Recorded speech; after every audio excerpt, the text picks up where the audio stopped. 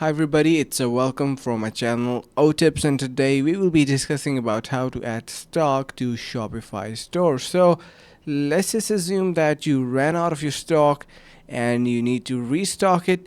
Today we are going to be learning about that exactly. Currently, as you can see, I'm on my Shopify storefront, and from here what I need to do is I'm going to head over to the left side of my screen.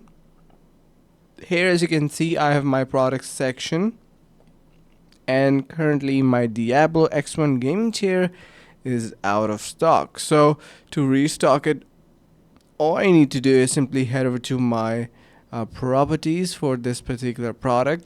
Just wait for a couple of seconds until it is going to be loading up, and once it does, so here as you can see we have multiple type of details showing up. I'm going to be scrolling down until we can see the inventory section, and make sure that the track quantity is selected, and currently below you can see we have currently zero stock available. So all I need to do is simply increase this number, and you can see we have unavailable inventory and everything is zero in damage, quality control, and safety and in available. So I'm going to be simply adjusting this to something, let's just say 1 2 3 or maybe 5.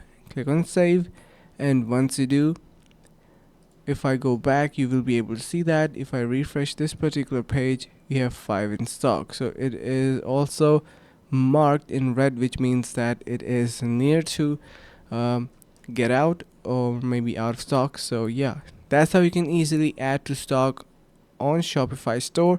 If you have any questions, feel free to let us know in the comments below.